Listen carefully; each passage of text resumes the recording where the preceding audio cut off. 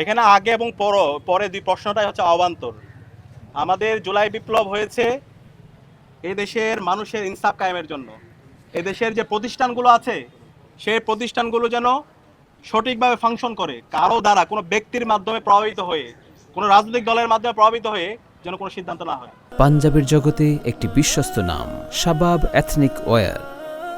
তো যে গণতান্ত্রিক ধারা শুরু হয়েছে, নির্ধারিত সময় নির্বাচন হওয়া, সে নির্বাচন তো নির্ধারিত সময় হবে, সুতরাং পরে যাওয়ার তো কোনো সুযোগে নেই।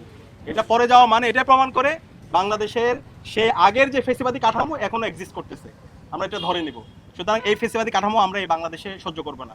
সঠিক সময় নির্বাচন হবে এবং এই জায়গায় আমরা অনুরোধ করবো ফেসিবাদ বিরোধী সকল রাজনৈতিক দল, ছাত্র সংগঠন, ইন্টারিম, নির্বাচন কমিশন সব আমাদেরকে সহযোগিতা করবে। আমরা ইতিমধ্যে সবার সাথে যোগাযোগ করছি, অন্তর্বর্তীকালীন সরকার, নির্বাচন কমিশন এবং শাহজালাল বিজ্ঞান ও প্রযুক্তি বিশ্ববিদ্যালয়ের ভিসি থেকে শুরু করে যারা দায়িত্বশীল পর্যায়ে আছে এবং হচ্ছে অন্তর্বর্তীকালীন সরকারের উপদেষ্টা এবং বিচার বিভাগের এখানে যারা আজকে যে রায়টা এসেছে সেটা একটা ন্যায়বস্তু রায় হয়েছে। জজ করে যাওয়ার পরে এটাকে ডিলে করা হয়েছে। আমরা সব কিছু নিন্দা জানাই। আমরা আশা করব শিক্ষার্থীদের যে অধিকার, তাদের অধিকারটা শিক্ষার্থীদের কাছে ফিরে দেওয়া হবে এবং এই জায়গায় যদি ব্যর্থ হয় তাহলে ছাত্র সমাজ সারা দেশে দুর্বল আন্দোলন গড়ে তুলবে। আমরা আমাদের জায়গা থেকে আমাদের কনসার্নগুলো জানাচ্ছি, আমরা যোগাযোগ করছি। আশা করছি ছাত্র সমাজের যে প্রত্যাশা, গণতান্ত্রিক ধারার যেই ধারা শুরু হয়েছে সেই ধারায় কেউ বাধাগ্রস্ত করবে না। কেউ যদি বাধাগ্রস্ত করে তাহলে সেই যারা বাধাগ্রস্ত করবে তাদের বিরুদ্ধে ছাত্র সমাজ শক্তভাবে অবস্থান নেবে।